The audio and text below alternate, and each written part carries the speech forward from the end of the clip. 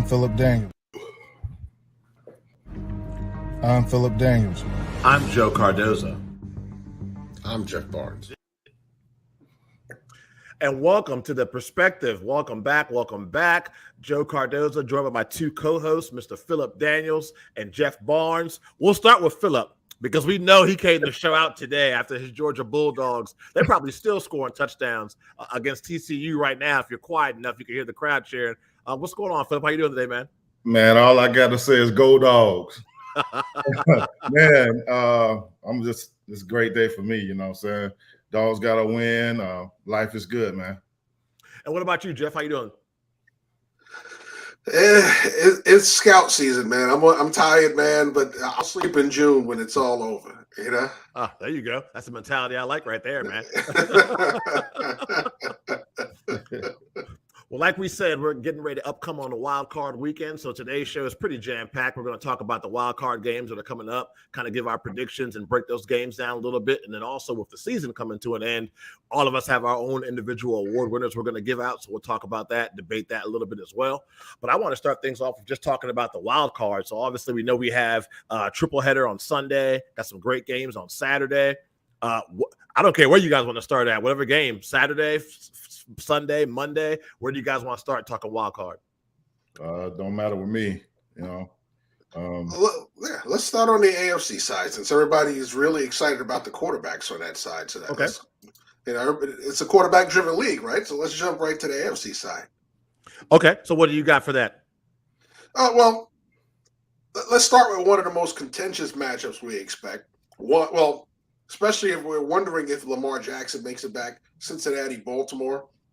You look behind me, Cincinnati, Baltimore on the old school electric football setup. Get the jam. So, yeah, I think that's going to be an interesting matchup. We know it's two division rivals. We saw them play this weekend. Baltimore rested guys getting ready for their rematch this week.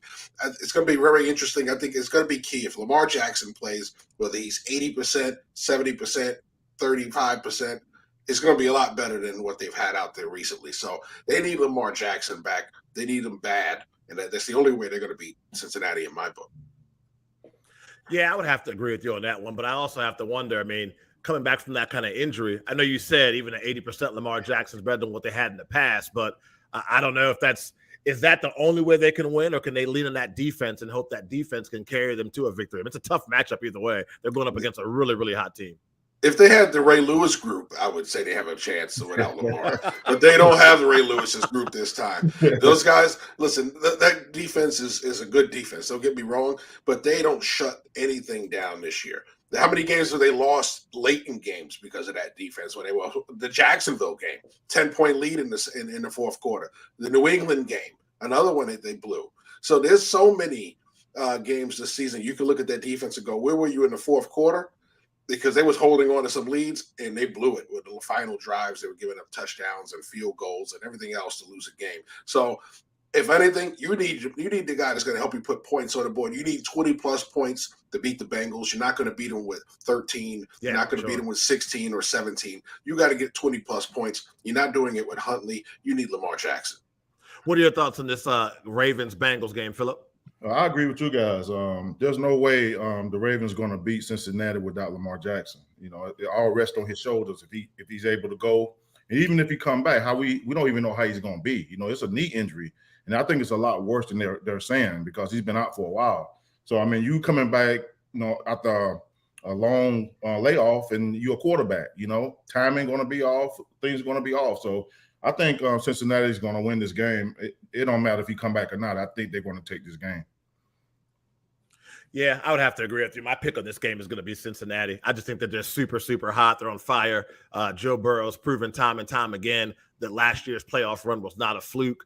Of course, that offensive line was super shaky at the beginning of the year. They kind of figured things out, even with the Collins injury. I think Cincinnati pulls it out. Are we unanimous, Jeff, or are you picking Baltimore? No, we're all unanimous on that right now. Listen, even if Lamar Jackson plays, from what I understand, it's a PCL sprain. That's going to limit his explosiveness. It's not going to limit his ultimate cutting ability. I think he can still move around in the pocket. I still think he could buy time and get some runs with his legs. He's not going to be running for 80 yards, but he can get you those. He can get you those Kirk Cousins runs. Okay, that's all you need from him. Okay, you don't need Lamar Jackson to go out there and run for 150 yards. You got a healthy J.K. Dobbins to do that for you.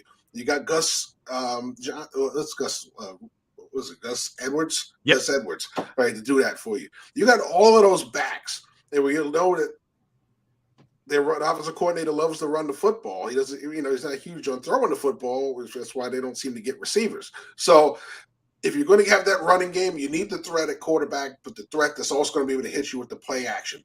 If he has that knee injury, we saw Zeke Elliott run the football last year on it. He wasn't explosive, but he could still run the football. Well, you don't need Lamar Jackson to be ultra explosive. You just need him to be efficient, but you need him to throw the football. You need his threat. You don't have that threat with Tyler Huntley. So you need Lamar Jackson. Even like I said, if he's only 50, 60, 70%, you need him because they're going to respect him a lot more than they're going to respect Huntley. So what you're saying is they need Lamar Jackson to be like Purdy, but they don't have the defense like San Fran. So there you go. I don't know, man. But no, you need the threat. He's going to give you more of a threat. Yep. I mean, Purdy's playing within the system. You need Lamar Jackson's threat. You need them to, okay, listen, because if you watched what happened with Pittsburgh played a 62 defense, against them. I mean, how can he not beat a 62 defense throwing the football? Yeah. I'm afraid they're going to take him away, Lamar, by loading the box and forcing him to throw it, which he's been off for a while, and his consistency may not be there. Cover that tight end, double up that tight end, and I think you're good to go. I think that's what they're going to try to do. They're going to try to take him away by loading the box and keeping people up there. Because I would take away his run, because he still got his legs. I'll take away his arm. You know what I'm saying? The arm, I ain't worried about the arm as much as the leg. So I'll take away the arm I'll take away the legs and trust my defense to cover the guys for his arm, because I don't know if he's going to be accurate coming off his long layoff. No, they only run those 2-man routes. So That's true. That's so true, man. They only got 2 guys, right? Yeah, that's only running the play action with the 2 and 3-man route. It's like I said, it's mind blowing how Greg Roman has lasted so long as a coordinator in the NFL, and people don't call him out on this stuff. I'm like, of all the stuff we talk about, prolific offenses, 200 and something run plays, and his passing chart has got to be that small section on the side of his sheet.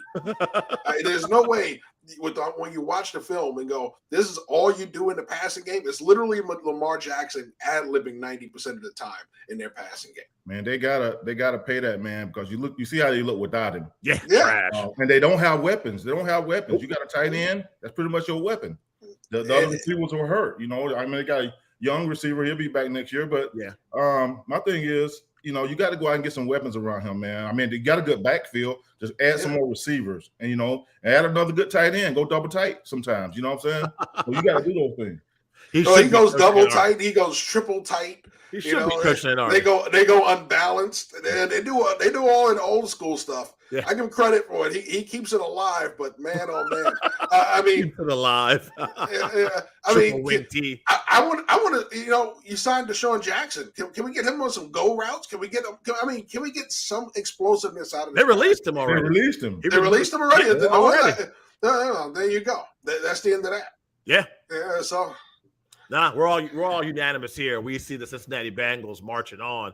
Let's go to another AFC matchup, since Jeff wants to start off with the AFC. Of course, we have the Chargers going up against the Jaguars. Full feel-good story there. I've been kind of a closet Jags fan. I just keep on saying the same thing every show. I'm going to keep on saying it.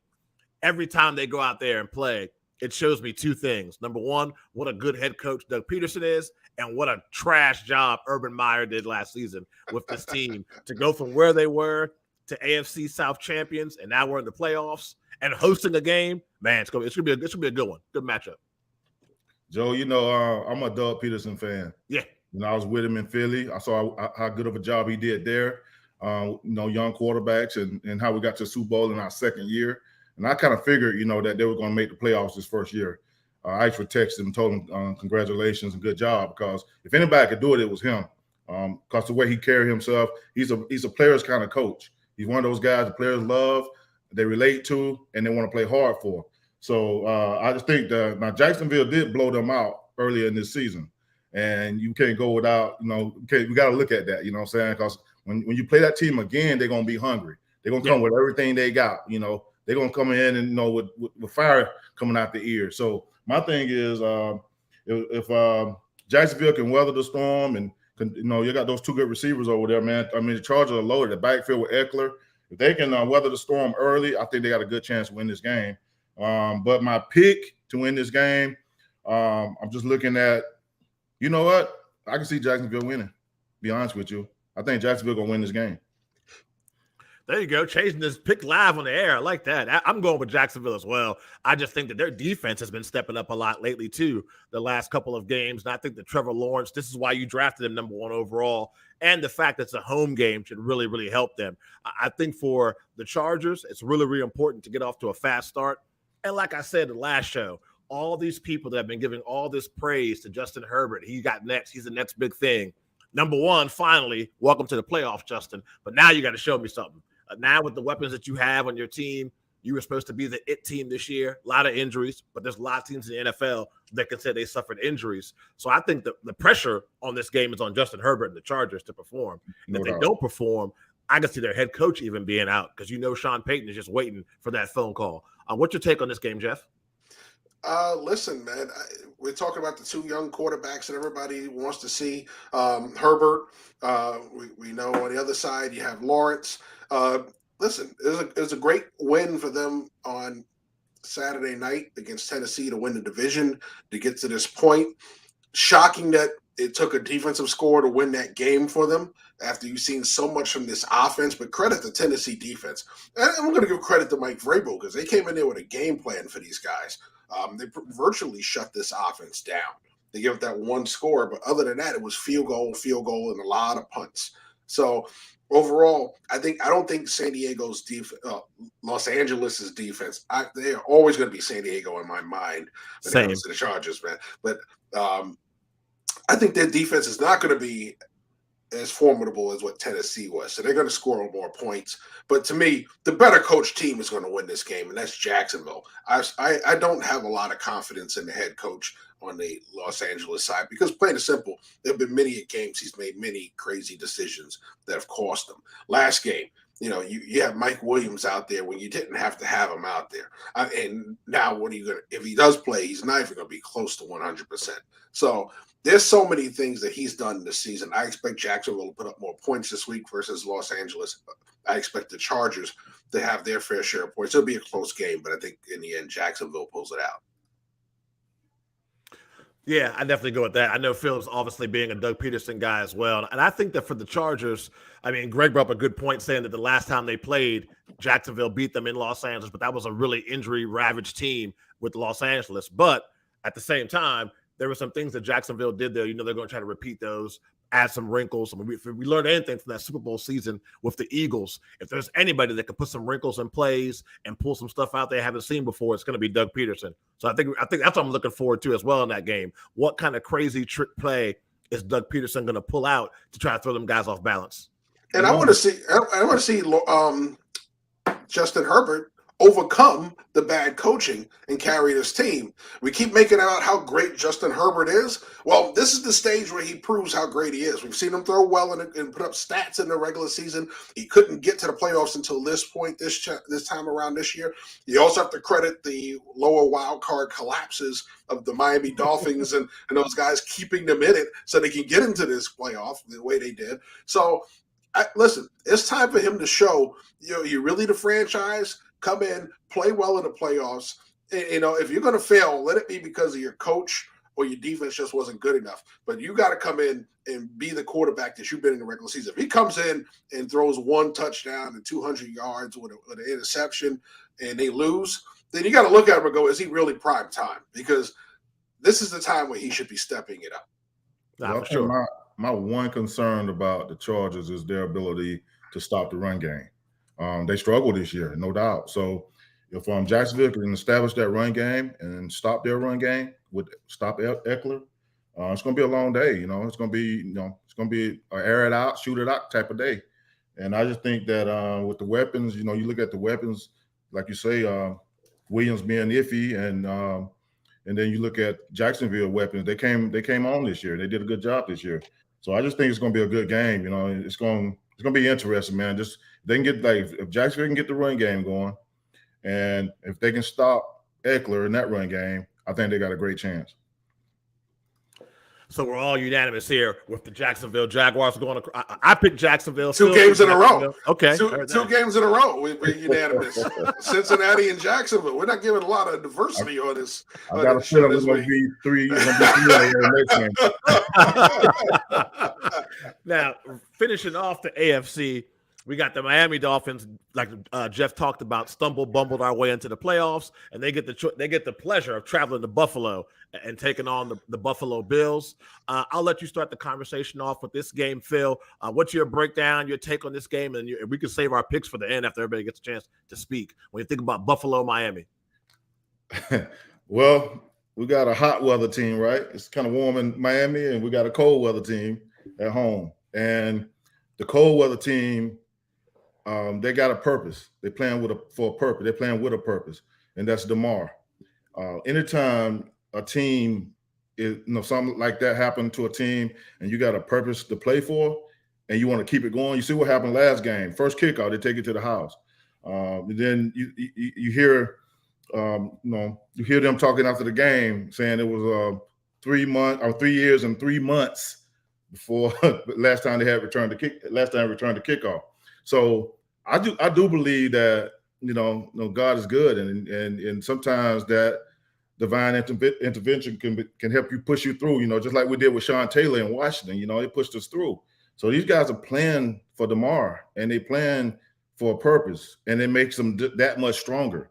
And I just feel like Miami didn't finish the season strong down the stretch, and their defense has struggled some this year. And now. You can say it's going to be the shootout it was during the season. I don't think it's going to be that. I think it's going to be one of those games where Buffalo come out, handle business, and they're going to win this game. So I just think they got too much on their side with the weather, with DeMar, all stuff going on with that. And it's good to hear that he's doing well. He's doing well. I'm glad that he's back in Buffalo. And that's just a blessing, man. God is good. And I'm just thinking that with all that on their side, they're going to come out and they're going to play hard. They're going to play hard the rest of the way. So if a team going to beat Buffalo the rest of the way, they're going to have to be perfect. They're going to nearly perfect. They can't make mistakes. You can't turn the ball over. And I just see Buffalo going to this game with that attitude that we still playing for DeMar, and they're going to take this game over. Yeah, I would say when it comes to the Miami Dolphins, it's almost like when a team makes it to March Madness and they give you the swag bag, they're just happy to be here. That NFL playoff shirt that has the little Dolphins logo and it says Playoffs 2023. Hey, hold on to that real tight. Get your hats. It's going to be I think they're going to go behind the woodshed. I think this could get ugly really, really quick. Like Philip said, the Bills are playing with a purpose. I mean, they already were on a mission because it was Super Bowl or bust from all the talking heads and experts and their fans. That was the expectation. And then with the tragic event we saw that's turning around for the better, thankfully, with DeMar, even more inspiration for Buffalo to go out there and take care of business. I just think that if you're relying on Skylar Thompson, I think that's the kid's name, to lead you to a playoff victory, it ain't happening. I mean, I saw an interview on Twitter with Tyreek Hill telling the Buffalo DBs to bring your track shoes and get ready to run around. You got to get the ball first to do all that, Tariq. And I don't see that happening. I think you guys should just be happy to be there. I wouldn't even unpack my bag if I was the Dolphins. Well, you're talking teams of destiny, right? You have these kind of tragedies. Well, the reason why that doesn't say back-to-back on it is because the year before we went to the championship and faced the Boston Bandits, and one of their linebackers was killed by Aaron Hernandez. So that season was dedicated to him, and then came back and beat us in the second half of that championship game. So that shouldn't be back-to-back. But thank you, Aaron Hernandez, for robbing me of 2 rings with this team instead of 1. But anyway, this team played inspired football last week. The good news of him being home, being back around, they're still going to play inspired this week. They won't have to be as inspired because they're not going to have to put up as many points this time around. We saw the back and forth matchup that they had a few weeks ago in the snow in Buffalo versus Miami. Tough matchup. But unfortunately, that was with Tua at quarterback. There will be no Tua this week. Okay. And there most likely won't even be a Teddy Bridgewater. So you're back with Skylar Thompson. who's honestly, you're managing a game. You can't manage a game and beat Buffalo. You got to go after Buffalo. You got to jump on them and you got to put them down. You can't come back and think that you're going to manage a game and beat these guys. This team is going to score points, way too many for Miami, in my opinion. Are we unanimous again? Well, I don't think we. One, though. I don't think we couldn't go the other way on this one. I think you're really begging for Vegas odds if you're going with the underdog in this situation. Yeah, no, I'd have been very surprised. If somebody picked Miami, I would have given them the floor for like 15 minutes to explain how the Miami Dolphins are supposed to go into Buffalo with all that's going on in Buffalo with that team and win this game. So That's our look at the AFC. We are all unanimous in our winners. Let's go ahead and slide over to the NFC. First matchup we want to talk about is the Seattle Seahawks, who won and got into the playoffs. They take on the hottest team in the NFC, or one of the hottest teams in the NFC, in my opinion, and that's the San Francisco 49ers hosting a playoff game. I just think with the 49ers, because of that dominant defense, all they have to do is just show up and play the way they've been playing all the time, and that should make them be in this game. They got to hope their rookie quarterback doesn't make any mistakes. A much, much bigger stage, obviously playing in the playoffs. But I think with that defense, they should be in this game to the bitter end. Yeah, I'm not liking the diminishing returns on offense for the Seahawks. I think that's going to be a problem for them in this game. You're going to have to score points to beat them. This is a different 49er team that we've seen in the previous years because they had to do so much with Debo and George Kittle to get guys like Ayuk and those guys to produce, right? You think of Mostert and those guys that were in the backfield. Well, now you have McCaffrey back there, who we know is a Pro Bowl runner. He can hurt you with his legs running the football. He can hurt you out of the backfield. He gives them a whole other dynamic that they don't have to use Debo for all that stuff anymore. So now you still have Debo on the outside. You still have this dual threat in the backfield. You still have Kittle. You still have Ayuk. You still have plenty of weapons for them to hurt you with. And it makes any quarterback that they have even more dangerous. So I think that's a big difference for the Seattle team. This is the third time around for these two teams. Seattle's played them tough twice. I think they'll play them tough. I think they'll have a strong game plan. This may be close for a while, but they'll pull away in the end. I'm going to go with the Niners. What do you got, Phil? I watched the Seahawks this last game, and early in the year we were praising Geno, comeback, player, whatever. We were praising him. He just didn't look the same these last games of the year, and sometimes you make you want to do he right back. So I just think that with the 49ers, with that defense and the way they play and how they take players away, I think they're gonna dominate this game.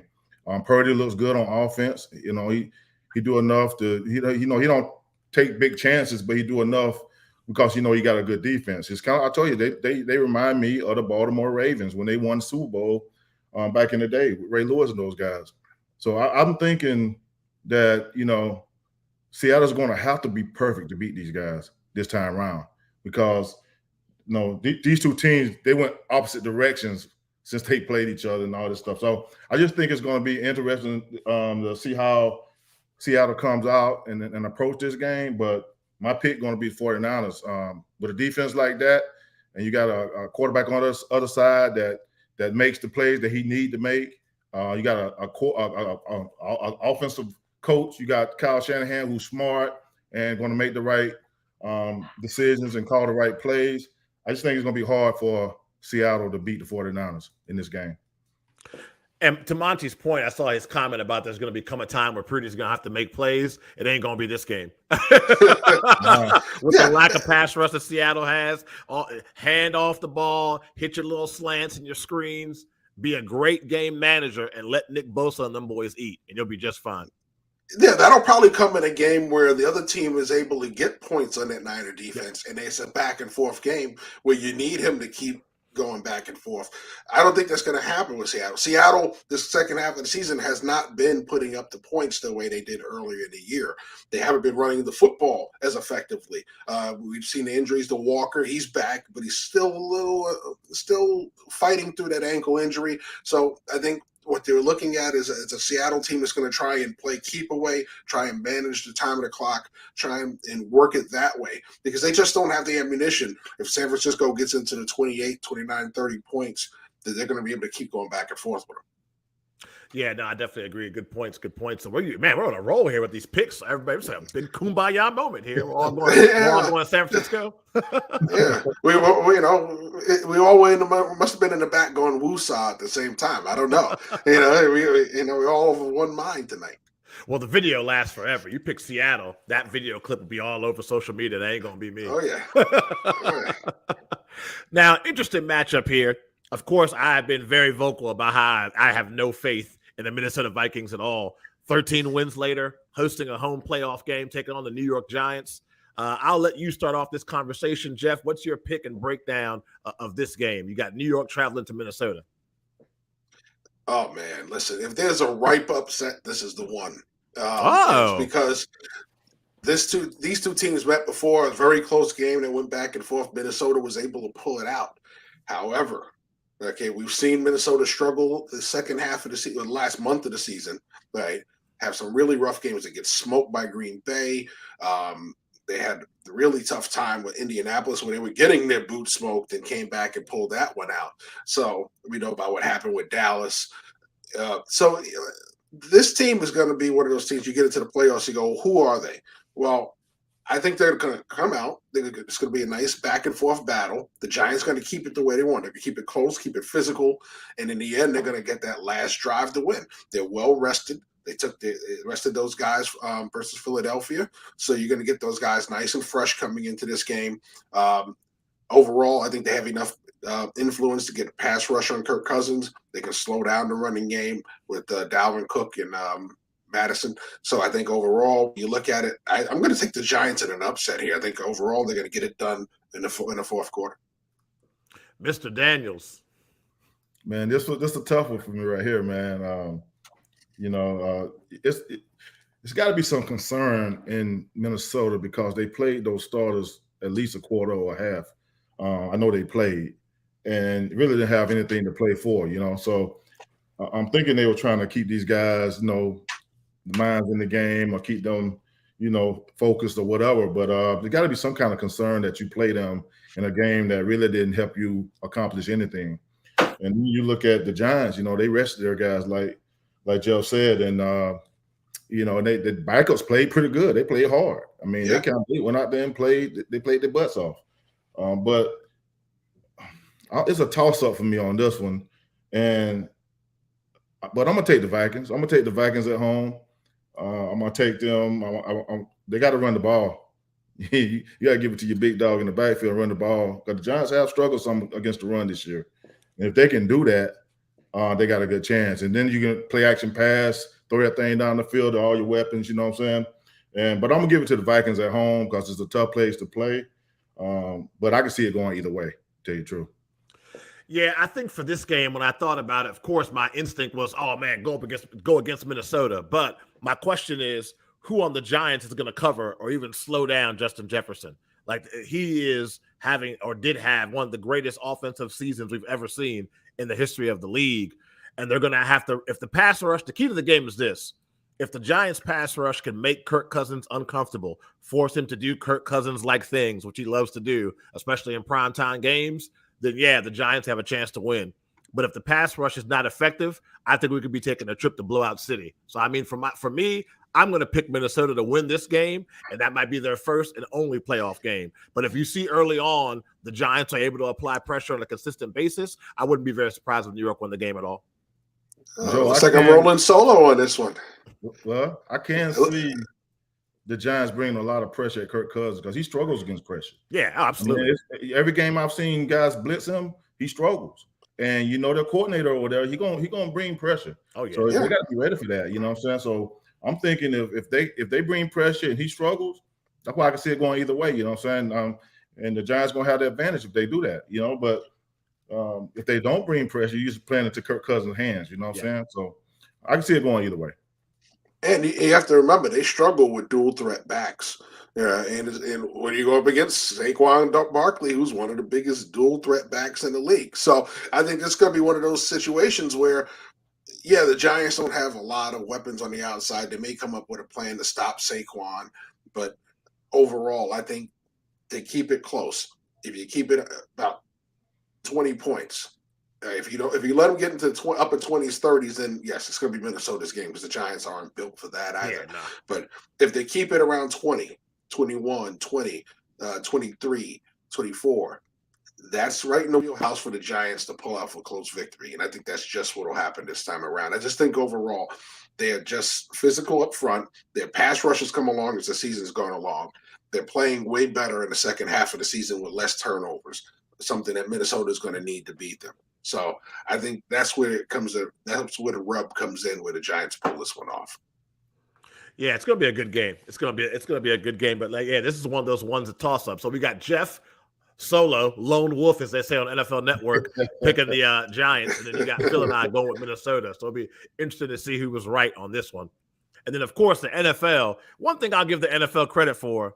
They know how to create some drama and write a really good script. I feel like if you're a wrestling fan, it's all about the writers. People that work for the NFL should be writing for the WWE and some of these other leagues. They saved a juicy matchup Monday. America's team, quote unquote. You got the Dallas Cowboys traveling to Tampa Bay. So Tom Brady, we all know what he went through on the field, off the field. Well, hey, they stumbled, bumbled, backed their way in, slid, whatever you want to call it, into the playoffs. They won the division, if you I guess we could say that. So Tampa's hosting this game. And if there's one thing I know about Tom Brady, I'm sure he saw the struggles that Dallas had against Washington defending the pass. Him and Brian Leftwich are probably still in the lab right now, drawing up all kinds of plays, starting to get a little bit more healthy on that defense in Tampa as well. So for me, this is a toss-up. I'll let you two guys talk, and maybe I can change my mind while I listen to you guys. We'll start with you, Phil. Tampa versus Dallas. What we got? Well, you saw that Cowboy game, and they were going against the third stringer, the third guy, and they struggled. You know what I'm saying? Struggle in a game that you needed to win. You had to win it. And you're going against Tom Brady, the GOAT, in playoffs, in his place, in his house. So I think I'm just being real about this. I think Tampa going to take this, man. It's at home. The defense get going, go back and be the defense they were, before, and just make some plays here and there. And the offense can just move the ball down the field. And then you can move the ball on Dallas, you know that. And so I can see Tampa Bay winning this game at home, man. I'm just going to be honest with you. I see Tom Brady, getting strong at the right time, being the old Tom Brady. He have a different arm strength when it comes to playoffs. So I can see them winning. I'm going with Tampa to win this game at home. And Jeff, you cover the Bucs. Yeah, I know. It is funny. I was just talking to their super fan today. He goes, "I know you're going to pick Dallas." And I said, "Well, let's talk about it. If you look at this matchup, everything is there for you to pick against Dallas. All the ghosts are there. Right? You think about it. They're making them wear the blue jerseys, right? The blue jerseys they're not supposed to ever wear in the playoffs, right? They're bad luck blues, right? Then they're facing Tom Brady, who they have never beaten, on the road in Tampa, where they haven't won a road playoff game since 1992, right? When they won an NFC Championship game versus San Francisco, all right? So you think about all of these things that add up to it, and you go, well, can the Cowboys finally do it on Monday night? Well, if you watched them on Sunday, you would say no. They looked miserable. Their starters played that whole game. Okay, their offense looked totally out of sync, and it wasn't just the players; it was the coaches. The offensive coordinator was straight garbage. Kellen Moore's play calling on Sunday was atrocious. It was abysmal. Okay, he did nothing to help his struggling quarterback. His offensive line was struggling. He did nothing to help them. All right, so there was a lot of dysfunction on that field Sunday. If you're a Cowboy fan, you can only hope that was the get it all out now phase, because it's real next week when you go to Tampa Bay. Then I look at the other side of the coin of the team I've been covering all season, and I'm watching an offense that scores 17 points a game, which is not enough to usually beat Dallas. Okay, it was enough this weekend, but it usually is not. Okay, week one, it was enough to beat Dallas. So they book into the season with their worst performances. Can this offense come out and take advantage of a broken Dallas defense? Because honestly, the real story of this Dallas defense, why is the pass rush struggling? Well, maybe because two of their best corners are gone for the year. and they haven't replaced the guy opposite Trayvon Diggs. Everybody they've thrown on that side has been toasted on a weekly basis. So you're going to throw the likes of Godwin, Evans, and Julio Jones at a cornerback position that's unsettled. That's going to be rough for the Dallas Cowboys. So it better be up to their offense to show up this week and win this game. And it's going to be pretty high scoring, is what I believe. I don't think there's going to be a game where it's going to be 24-21 or anything like what we saw week 1. It's going to be up to Dak Prescott and this offense to come out and do what they did in that opener the year before, go toe-to-toe with Tom Brady to win this game if they're going to do it on the road. Because they can't do it trying to play their game that they've been playing all season. They don't have the defense this time around to do it. Tom Brady will exploit that weaknesses in the secondary. He's not going to allow that pass rush to get there, and this is going to be the problem that they have. So if you're the Dallas offense, the offensive line better put its work helmets on. They better start moving people off the football so they can run the football. They better protect their quarterback so he can actually find open receivers and not DBs. And hopefully they could pull this one out on the road and go against every jinx. But right now, how could you go against Tampa Bay? Because at some point, let's just face it, they're a 7-9 team for a reason. I'm going to take the 12-win team. I'm going to take the Dallas Cowboys. Okay. I think for me, when it comes to this game, I just think about all the experience that Tom Brady has.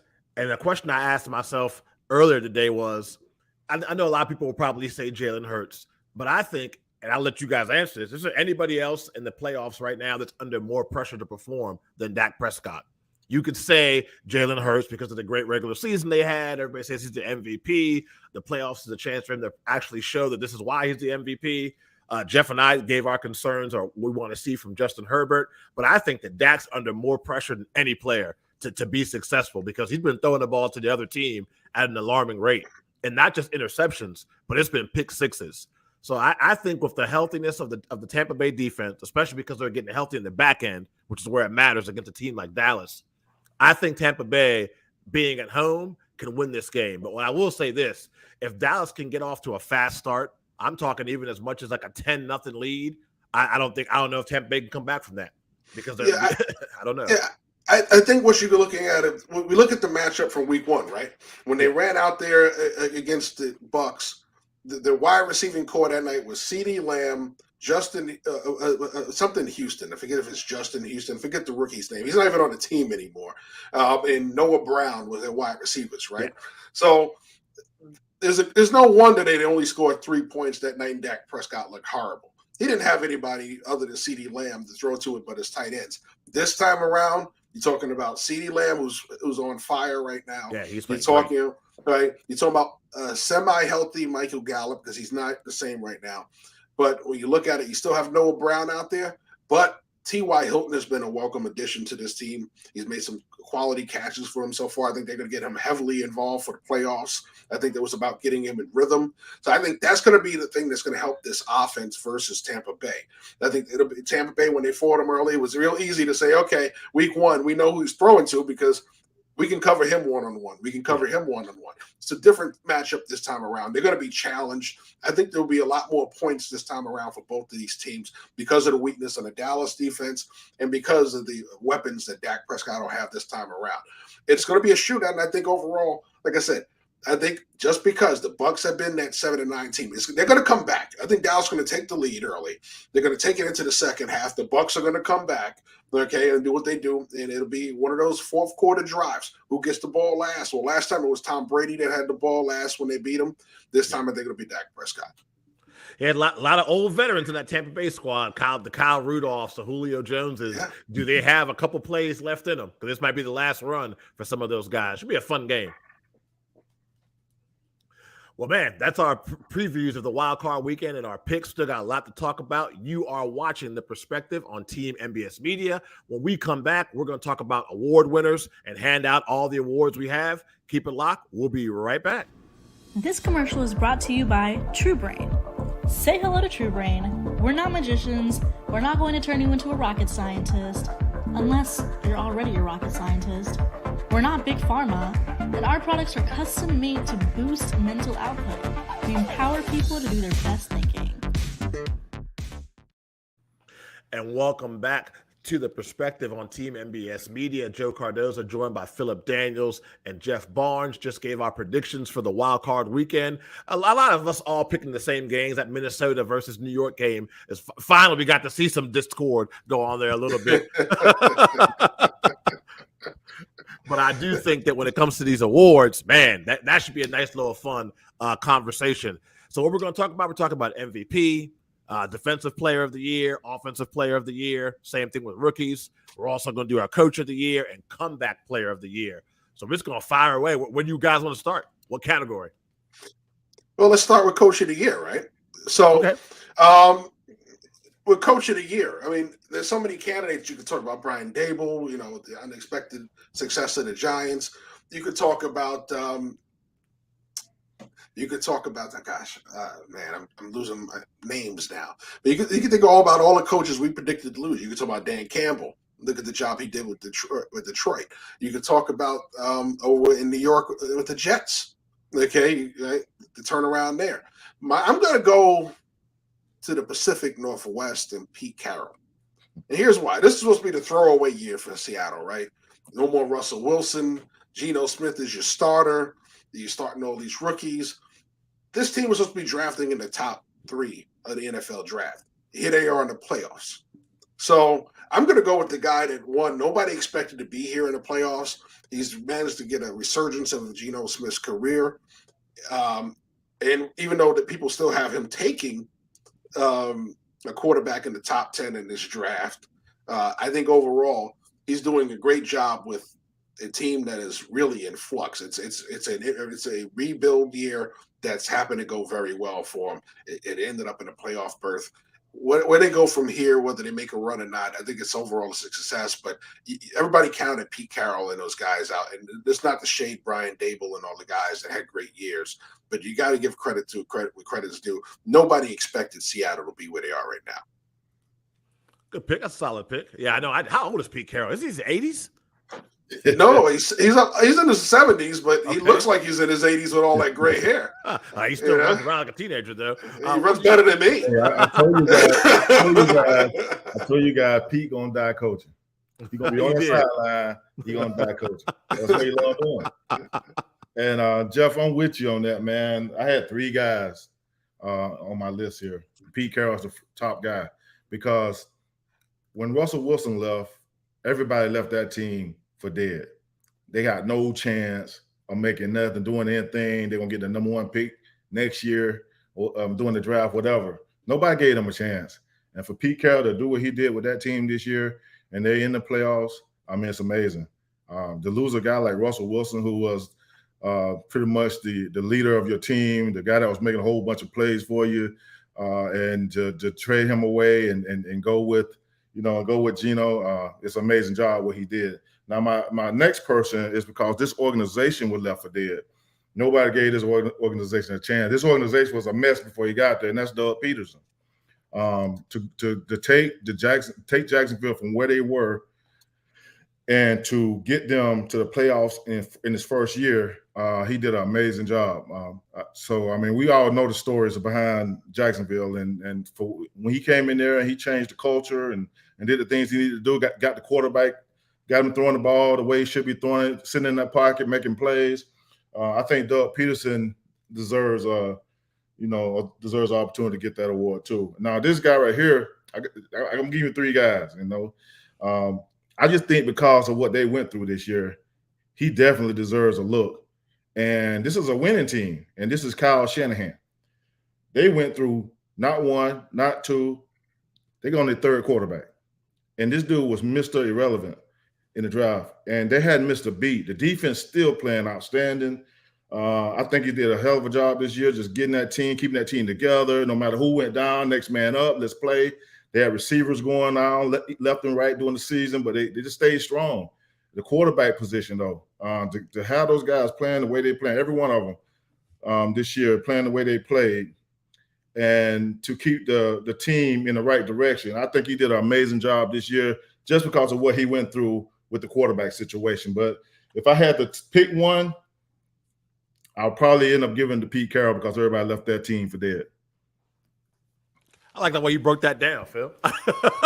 That was pretty cool. Nah, for myself, I did the same thing. I had 3 candidates. So I was thinking, for me, it was going to be either Brian Dable, Kyle Shanahan, or it was going to be Doug Peterson. Like I've been talking about the whole season. Just my expectations for Jacksonville this season was 4 or 5 wins, a high draft pick, try to kind of rebuild the culture, get things going on the right track after that dumpster fire you walked into, and keep it moving.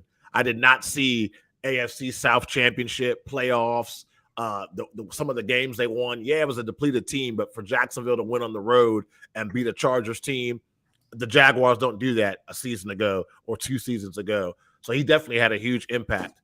But when I thought about it and picked my – and the reason why I don't consider his name escapes me now. I want to say Kevin O'Connell from the Minnesota Vikings is because that team already had a lot of established stars. I mean, you had Kirk Cousins, you had your Dalvin Cooks, you had your all-world wide receiver. All he had to do was kind of make some tweaks. But the person who I thought came into the season with the most expectations, again, talk about that Super Bowl or bust, was Kyle Shanahan. And I had to go with him. I mean, you coming into the season, it was going to be the Trey Lance era. We really didn't know what to expect from Trey Lance, but we knew that being the quarterback guru that he is, Kyle will figure it out. We didn't even get a chance to see what that looks like. He goes out with an injury. Okay, don't worry about it. We got Jimmy G, reliable. Thank goodness we didn't get rid of him. We got Jimmy. Jimmy gets in there. He goes down. Now you have to rely on the last pick in the draft to not just maintain, but can we go up in the standings in the NFC and get a home playoff game and put ourselves in a better position? And that comes from coaching. From that kid to be able to come off the bench, perform at a high level, not make any bad mistakes. The defense went through a lot of injuries as well. Armstead and those guys missed quite a bit of games and still able to maintain that. And now he's number 2 seed in the NFC, I believe. I got to go with Kyle Shanahan. That's my coach of the year. With a real close second, Doug Peterson. Well, I'm going to tell you, I believe I did have as my bold prediction Jacksonville winning 8 or 9 games. So call me Karnak the Magnificent on that one because, I mean, I couldn't have played that one out better. That's why they were playing for the division. I said, wait a minute, I picked these guys to win 8 or 9 games this year. So I'm glad that bold prediction came true. But it's time to move on to another one. So let's talk MVP, and everybody's excited about this one. So what do you guys have for MVP? Because I know what I have, and I'm going to hold off on this one. I went off the beaten path. I knew that everybody was going to either go with Jalen Hurts or they might even go with Patrick Mahomes. I went with somebody way off the beaten path, and just because of what I saw from him the last 4 or 5 weeks, I went with Joe Burrow. I mean, there was a lot of people who said Bengals are a one-hit wonder. We know how they started off the season. Think about that Cowboys game, running for his life against Dallas. They invested pretty much every dime they had in the offensive line. It didn't mean a damn thing the first couple weeks of the season. You still saw Joe running for his life. Oh, he can't do it. It's not LSU. He's not going to be the same. And then what happened? They figured things out on the offensive line. Even though he lost Jamar Chase for a couple of games, Boyd and the rest of those guys were able to, T. Higgins, those guys were able to step up. I just think that there are so many moments this season where they won games because of what Joe Burrow did. And even though they lost other players, they never lost Joe Burrow. And if they did, they wouldn't even be in the playoffs. So for me, I went with Joe Burrow. I thought that the Jalen Hurts, even the Josh Allen's, Patrick Mahomes was an easy one. So I wanted to go with somebody I thought nobody else would pick. So I went with Joey B. All right. How about you, Phil? Okay, I got 2 guys, and I didn't go off the beat too much, but I did. But the first guy is Jalen Hurts because of the season that he had when he was in that quarterback. They struggled the 2 weeks prior to him coming back this last week. And even though he didn't look like spectacular coming back, but he did enough to get the win. And to, you look at their season, you know what I'm saying, and the way he played on offense and the way he ran the ball and the way he threw the ball to the open receivers. And he's improved, big time improvement from the first year, from the last year. But I just think he deserved it because their team, they won. They won games. That the MVP. Most times to win the teams, you have the guy that deserves it. You know what I'm saying? But my other guy, I think he deserved it also because of what he did this year. At the receiver position, and that's Justin Jefferson. The records he broke this year. Of course, we know they don't like giving it to receivers, but he deserves it. I mean, he told everybody what he was going to do, and he did it. And then Facts. of course you guys always talk about Kirk Cousins, how y'all don't trust him. So in that case, he playing with a quarterback y'all don't trust. So I figure, if a guy go out and catch the ball that he caught and do the things he did at receiver, I thought Cooper Kupp was going to get it the year they gave it to Aaron Rodgers, but he didn't get it, and I thought that was a mistake because he deserved it that year. Yeah. So now we got Justin Jefferson. The things he's done at receiver position is unheard of. So he deserves it, man. So if they're going to give it to somebody else other than a quarterback, this is your year. Yeah, I don't see them not giving it to a quarterback, although they should. It's just become such a quarterback-driven trophy award. But my choice kind of rights a wrong, right? 2016, you had a rookie quarterback come into the league, go 10-1, was in the MVP hunt, goes 13-3, wins his division, gets his team the number 1 seed, gets into the playoffs, comes back in the playoff game from 21-3 down. They put his team in the lead before Aaron Rodgers, who eventually wins the MVP, comes back in less than a minute to beat him. And that was Dak Prescott. Well, same division. There's another quarterback this year that started out 10-1 in Jalen Hurts. They didn't give it to Dak that year. They should have. Jalen Hurts deserves it this year. Okay, we talk about it. Everybody said, "Well, the Eagles, we think they're going to play well enough to win the division. They're loaded," but nobody expected them to play this well and run away with the division. Right? They didn't. They could have ran away with it. It got a little close when he got hurt. I think overall, when you look at his impact on the team, we talk about the offense. What he does, just like what Justin Fields does in Chicago, just like what Lamar Jackson does in Baltimore, their skill set enhances what these offenses are. And we saw that when Minshew come in. Everybody loves Minshew. He's a great quarterback. You didn't see the consistent performance in that offense with Minshew, especially in the running game. You're seeing it when Jalen Hurts is out there. Even when he wasn't totally effective throwing the football this week, he had some big plays. He had some inconsistencies because he was rusty. But overall, the running game all of a sudden came back to life this week, right? Yeah. It was because of that dual threat, that his ability to run the football, his ability to work play action off of that run, it opens up so much of that offense to put the defenses on the hill so bad. He is such an important factor in why this team is contending. It's why it's number 1 in the NFC right now. You got to give it to Jalen Hurts, whether they finish the year in the Super Bowl or not. This was the year that you had to give it to the guy who made the biggest difference on this team, and it was Jalen Hurts. Patrick Mahomes, yes, you take Patrick Mahomes out of Kansas City, they're not the same. Josh Allen, you take him out of Buffalo, they're not the same. But we saw Philadelphia literally go from top team in the East to fairly good team, right? Yeah. When Minshew was out there. Yeah. Because plain and simple, Jalen Hurts was not on the field. So we got 2 people that picked Jalen Hurts for MVP, and then you got me that went I went with Joe Burrow from Cincinnati. All right. Hey, and let me say this. See, I feel like they won't ever give it to a receiver because Jerry Rice didn't get it, right? Yeah, the 1,800-yard seat. I kind of can look at it that way because I go back to Jerry Rice days when these receivers come off the line of scrimmage and get beat up all the way down the field. You can mug them all the way down the field. That's why I say it don't matter what record they break today. Jerry Rice, my guy. You know what I'm saying? Because the way he went through to get open and how he had to get open. These guys today, you can't even touch them at the 5 yards as a penalty. It's so much easier for them today. So I can see why they don't give it to receivers just for that aspect alone. Because, when you go back and look at the old school receivers, man, they were getting mugged all the way down the field. You had to get open. You really had to get open. Today, they just, at the 5 yards, you good. You're going to be open anyway because, just the rule of the thing. So I just think that's probably one of the reasons they think it's too easy for them, but they made the rule. They made it easy for them. So. Yeah, and you can make the same case for quarterback, right? They've made every rule to protect the quarterbacks, right? Exactly. So you can't hit them the same way. You can't beat up the receivers. Oh, how about if you throw a bad ball and it's underthrown? Okay, your receiver gets to come through the DB and go for the football, and the DB gets the penalty. Yep. All right. So you think about it. If I'm a DB and I go through the receiver for a hitch route, I'm getting the penalty.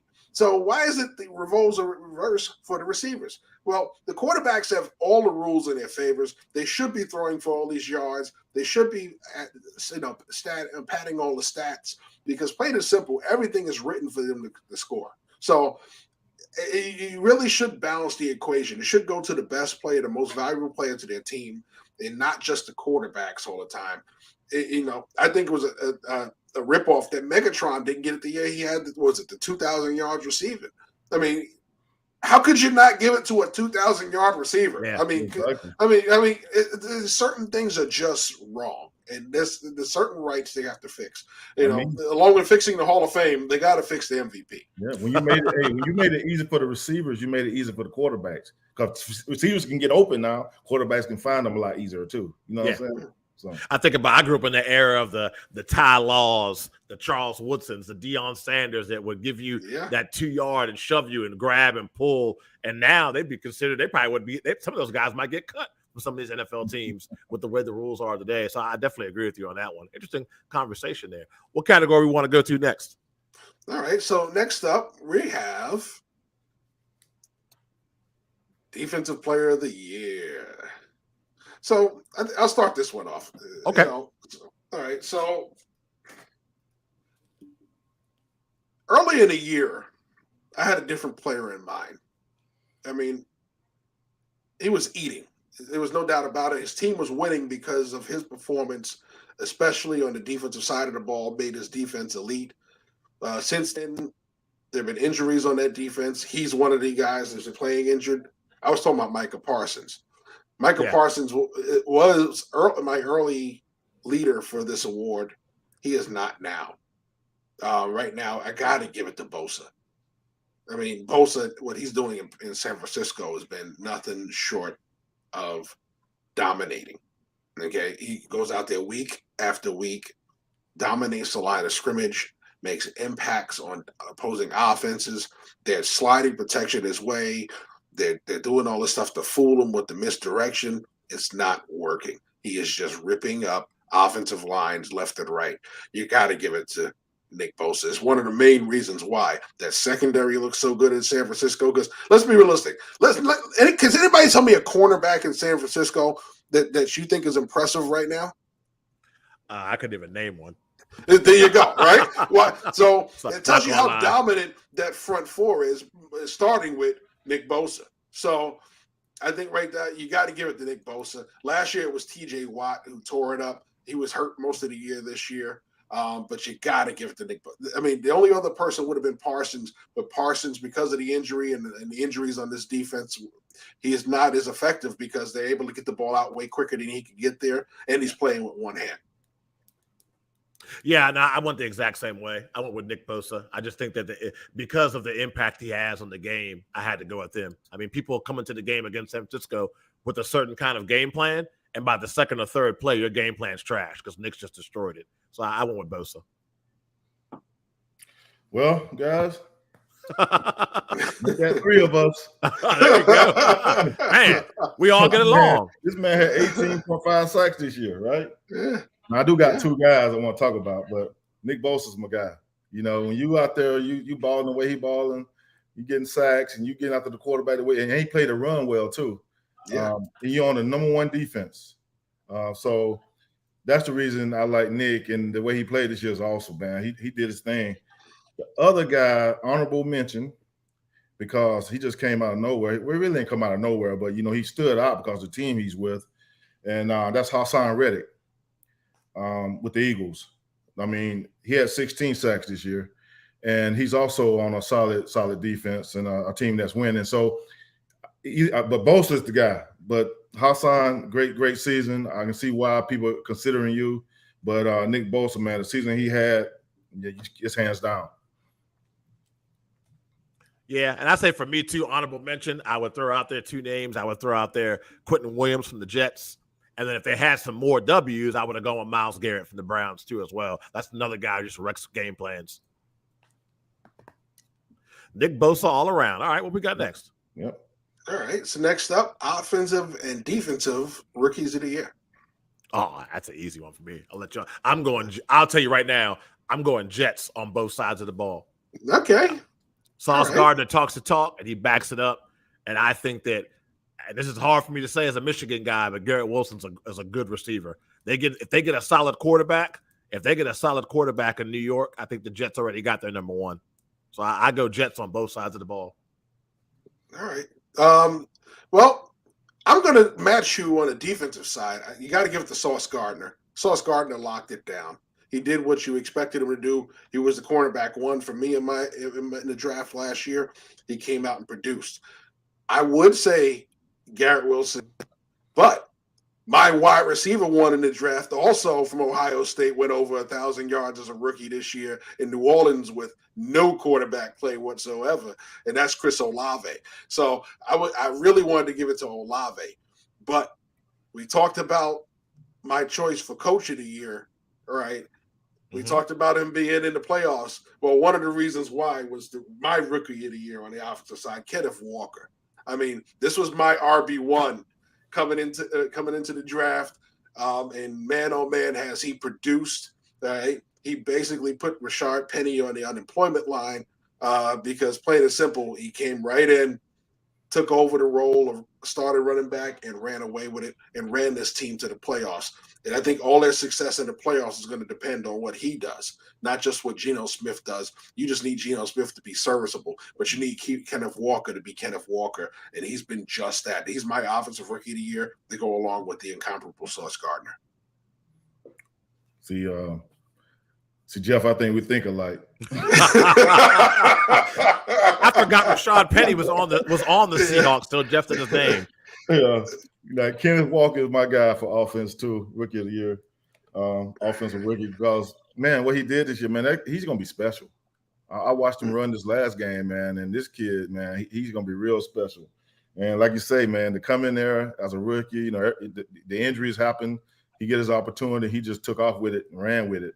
I guess I give honorable mention to Pierce in Houston because that team had nothing, and he was the guy that back there running until he got hurt. But yeah, of course, you got to stay healthy to win this thing. So, but Kenneth Walker, man, the way he did this year, and so everything they said about him at Michigan State was true. You know, so he is definitely a difference maker. So I'm looking forward to seeing him next year in the second year and how he run the ball and how he ball out. So that was my rookie. That was my offensive rookie, and my defensive rookie, of course, is Sauce Gardner. Man, I don't think no defensive rookie did what he did this year. You know, defending the best receiver, shutting it down. Probably getting into fights with some of them because he was shutting them down. Yeah, he's just one of them guys, man. He long. He got some length, and he just good, man. I mean, this is his first year, and he did what he did. Pro Bowl. I'm looking forward to seeing him next year also. I mean, yeah, first year. You know, get to the Pro Bowl first year, do the things he did. You know, yeah, no doubt. Hands down, he definitely a defensive rookie. Yeah. Yeah. Sure. And Monty, no, Andy Dalton did not play better than the guys for the Jets. They all played equally bad. If you watch the Saints games, they were not impressive at all. If it wasn't for the fact that Olave and those guys were there, Andy Dalton, his hair looked better than his play. But yeah, what were you saying, Joe? No, I think it was unanimous on Sauce on the defensive side, man.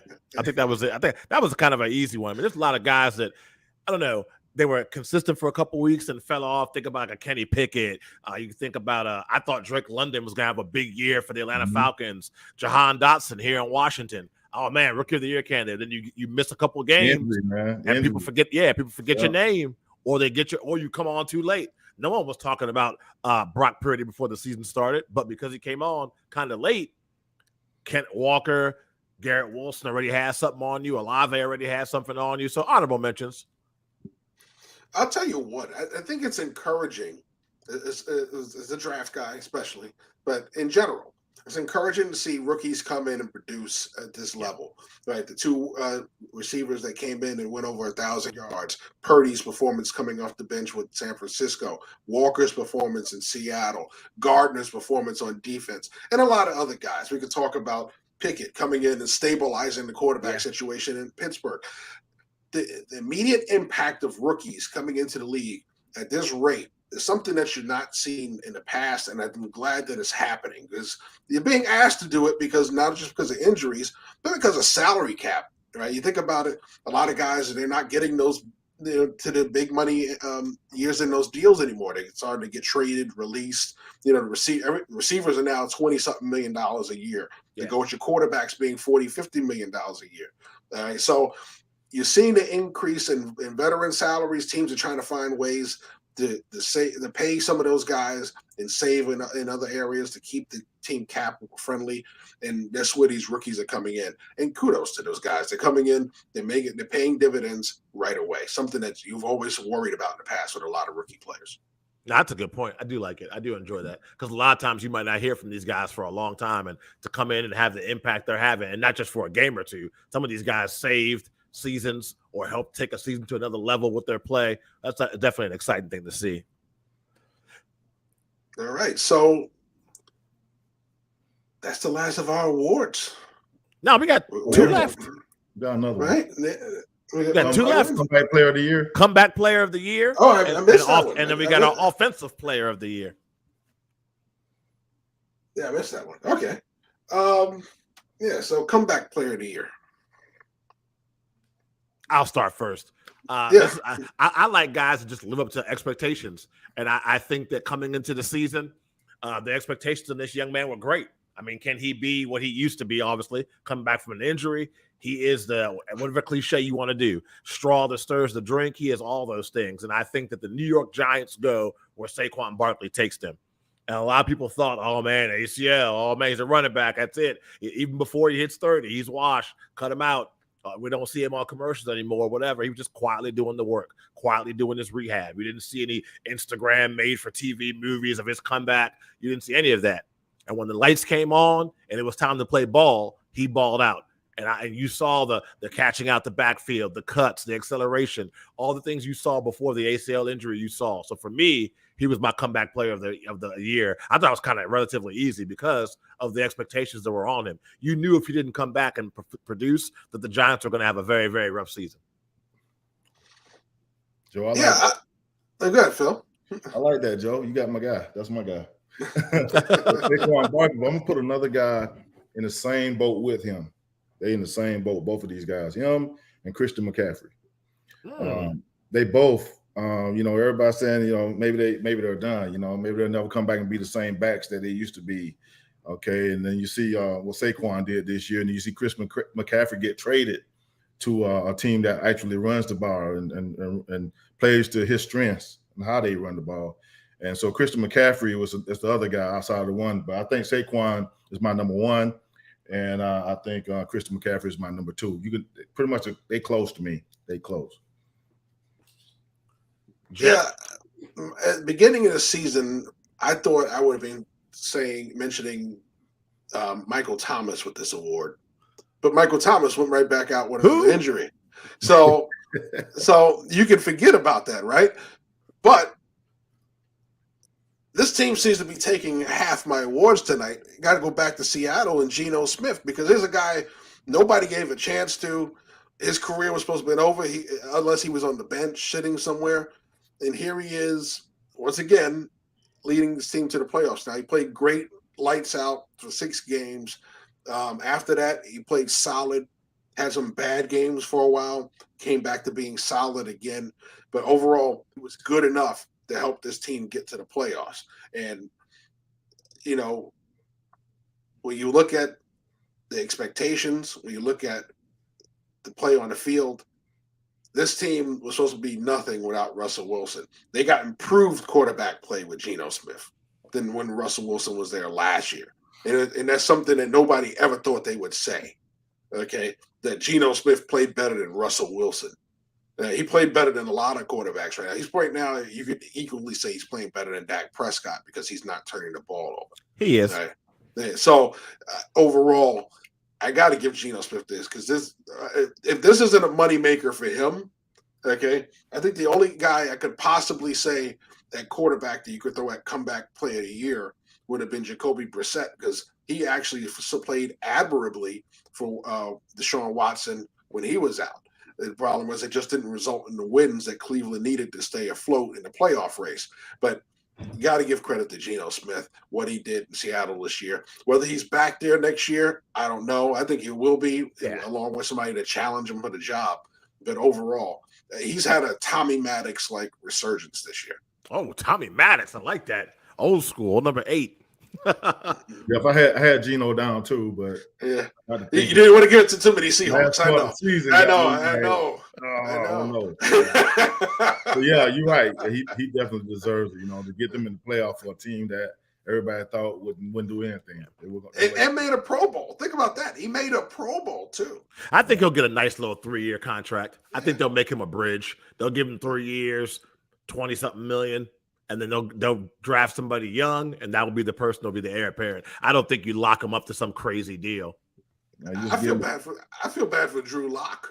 You get traded over there. Oh man, You're expected to beat him out. You were saddled with a coach that didn't want you to learn as a quarterback. He just wanted you to throw the ball, hand it off, throw the ball, hand it off. Right now he goes to Seattle, thinks he has a fair shot, doesn't play well enough to beat him out, and Geno goes on this tear in the beginning of the season, and he's stuck on the bench again. I feel bad for Drew Lock, but you couldn't have worse luck than that. Well, too bad the NFL don't got a portal. So there you go. Get yourself right real quick. Yeah. You imagine? So we did comeback player. All right. So you have offensive player of the year. I think I'm pretty sure we're all going to be unanimous and go Justin Jefferson with that one, probably. I would think. Lots of candidates, but I think we all at the end of the day are going to pick him as our winner. Man, if you're gonna give the MVP to me to Hurts, yeah, he would be the offensive player of the year. Just the way he did on the field, the records he broke, and how he did it. You know what I'm saying? And their team is in the playoffs. So yeah, I'm with you guys on that one. I'm with you on that one, Joe. You got to get it to him. You got to. Yeah, and whether I believe in Minnesota or not, 13 wins is 13 wins. I can't laugh at that. You got to give it to him because of what he's done.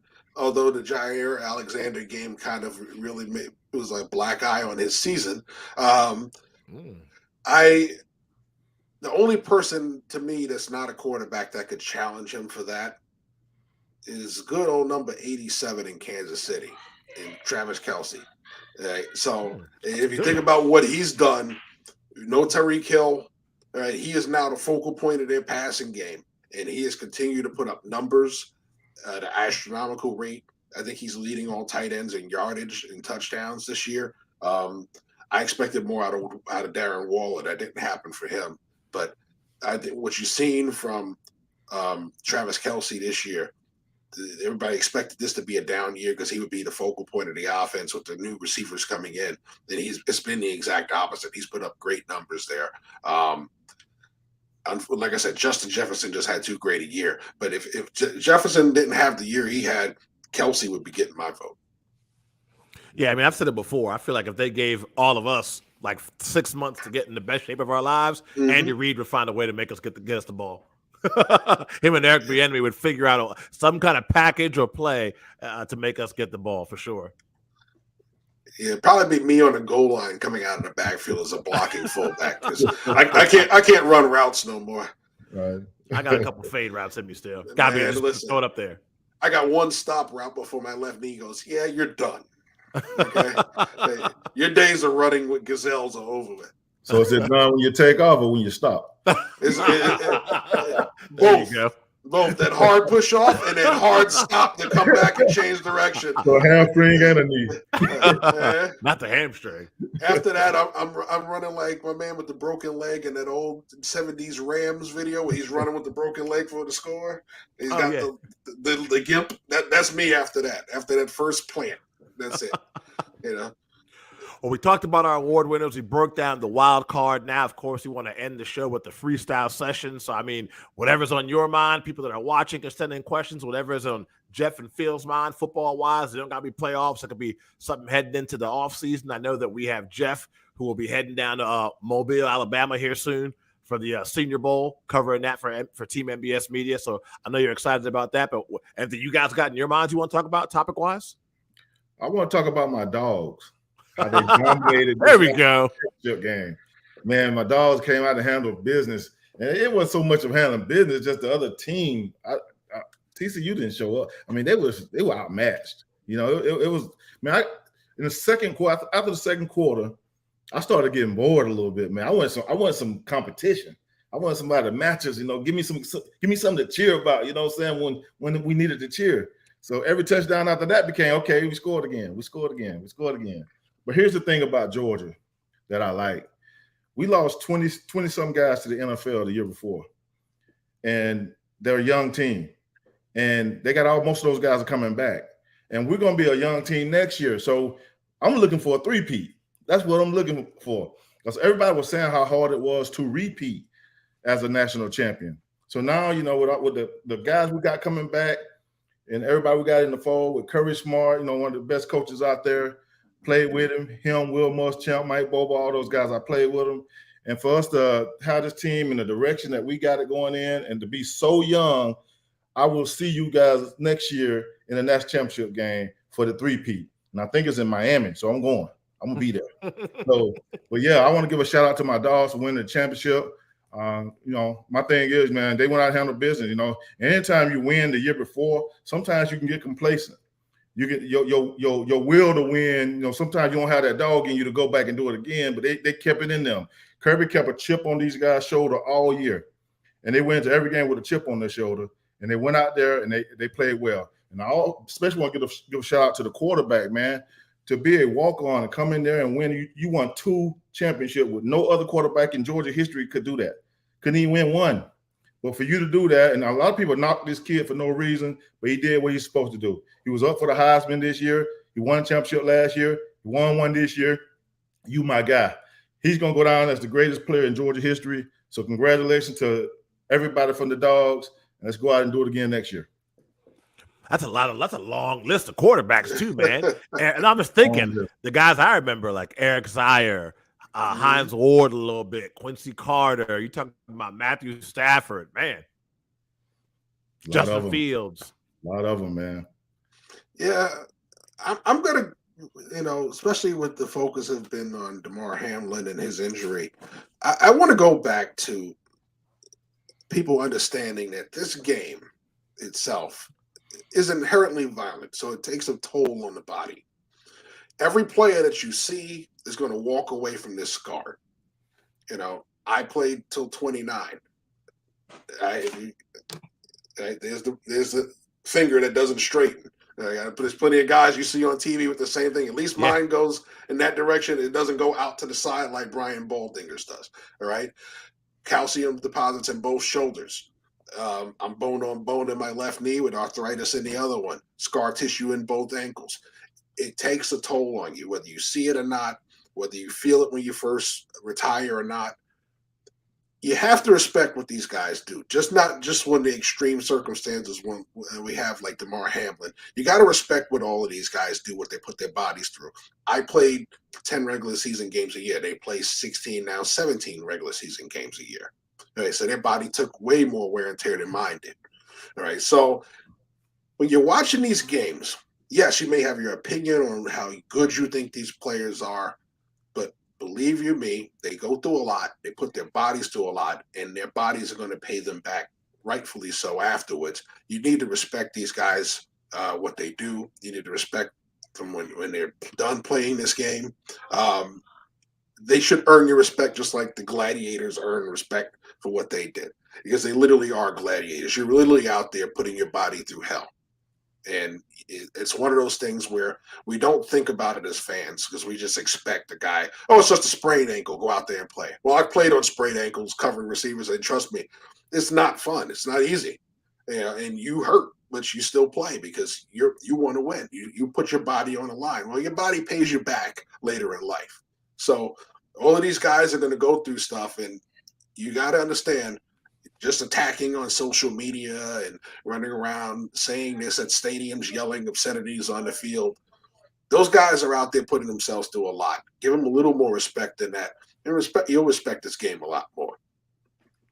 Amen to that.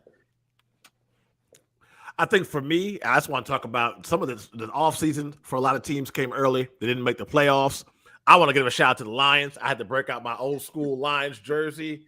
Played Green Bay tight. But I want to talk about some of these teams that, in my opinion, as a guy that's watched football for a long time, it's time to get it right and figure things out. I'm talking about the Washingtons, the name change. Are we selling the team, not selling the team? They've been bad and mediocre for so long. Let's make this the offseason. We get it right. I'm tired of Chicago Bear fans talking about the 85 Bears. The 85 season was a long time ago. It's time to get it right. I don't think you trade Justin Fields, but I think you do get him help, get him weapons. Maybe you do move out that number 1 draft pick, but it's time to get it right. Let this be the offseason that you get it right. Teams at the Cleveland Browns, you made your bed. Now you got to lay in it. I wish you the best of luck. $240 million fully guaranteed. You can sit there and tell me that was his quote unquote preseason to get his rhythm back. I wasn't impressed from what I saw at all. I know he has a lot of rust to work out. Now he has a whole offseason to work with those receivers and get the rust shaken off. And for Cleveland, it's time to figure it out. So there's just 3 of the teams: Chicago, Washington, Cleveland, and I'll also throw Denver in there. It's time to figure out. A lot of high expectations for Denver Broncos this season. Everything that could go wrong went wrong. You fired your coach, Nathaniel Hackett. I saw some signs of hope the last couple of games. The offense looked completely different without him there. Maybe that was the problem. We'll find out during this offseason. But those are just some of the teams that I think need to use this offseason to get themselves right. They owe it to their fan base for sure to give them a better product than what they've been giving them the last couple of years. Indeed. And it's going to be real interesting this coaching cycle to see what happens. Hopefully there are no more Nathaniel Hackett hires. I'm tired of seeing the nephews and the sons and all those guys get chances when there are hardworking coaches out there that deserve the shot. I'm hoping that they get that part right. We haven't seen them do that too often. And by the way, the guy that put that trade out there with Justin Fields, there's a reason why he's doing TV, folks, and that's one of the reasons why. All right. Yeah. True story. Tannenbaum was fired, correct? Jets fired him. He didn't leave because he wanted to. Twice. He got fired there and he got fired in Miami. Yep. And that's why. If you're a GM, I'm pulling that trigger, you're going to get fired, bro. I'm sorry. You don't get a quarterback that good and then go, you know what, I'm going to trade him before I have to make a decision on him, because I think the guy in the draft, who I can tell you right now is not going to grade higher than Justin Fields, is better. Like if that's your evaluation of the Bama quarterback, I'm drawing a blank on names. I'm sorry, this happens to me off this. Bryce Young, thank you. I'm getting old, folks. I'm in my mid-40s. So if that's your evaluation of Bryce Young, he's going to be better than Justin Fields, who's showing you who he is. I think right now you really need to stay on TV and stay away from analysis as far as draft analysis, because that is a poor decision if he was in somebody's front office. And I would never ever hire you to run a hot dog stand after that, because you're going to be bringing the wrong brand in here. Jeff, you got to be like me sometime, man. So I forget some stuff. I said, man, excuse me, I got Tetra CTE, you know what I'm saying? You know what I'm saying? I played a long time in them trenches, Yeah. Have something, I'm a little too. I can't say that. I had one concussion and I was a DB, and it happened in Bull in the Ring. So it didn't even happen in the game. So I can't even blame it on that. It's just when you my problem was I tried sparring when I was a kid, and that's when it caught me. I thought I could get in the ring and fight like Rocky, and then after that first stutter, it was like, yeah, I don't think I'm built for this. That's like me in the football field. One practice at tight end, I told my coach, I like hitting people. I don't like getting hit. I can't do this tight end thing. And speaking of the Bears, guys, I thought their GM did a good job answering the questions when they was trying to ask him those questions today. Yeah. He did handle himself. He said all the right things, I'm saying? What y'all expect him to say? Yeah. No, I don't want Justin no more. He gone, he got to go through the evaluation process for everybody, and I think Justin Fields is just he on his way to being some super great. He get the weapon, like you said, he just need weapons. He just need weapons. He need a tight end, he need receivers. Tight end would be huge for him. A tight end would be a nice little step forward. You get both, that'd be great. They got a good one. They just don't have one that's They still don't have the one that's like that Kelsey type who's going to line up and create matchup problems. But you need the guys on the outside. You need the guys that are going to protect them. I think they're on their way to building that up. Listen, I think you give Chase Claypool a year in that offense now. With a full off season, I think he plays better because they didn't even know how to fit him in when they got him this year. They put the storm he's out a there much better Packers. player than what we saw so far. Yeah. Yeah, so I think that's going to be something that helps him and Mooney together. You get another veteran in there, or you get a really high draft pick with one of these productive young wide receivers. That's going to help, but you got to protect them. You got to get the offensive line together. You got to be able to run the ball efficiently, and you got to be able to protect him so this way he stays upright and doesn't have to fight off pass rushes on every down. No, I agree. For sure. Well, man, as always, we want to thank you for checking us out on The Perspective. Hope you guys all enjoy the wild card games. We'll be back next week to find out what we got right, what we got wrong as far as our predictions. As always, you can follow us on Twitter as well. And I am Joe Cardoza, joined by Jeff Barnes and Philip Daniels, and we'll catch you guys next week.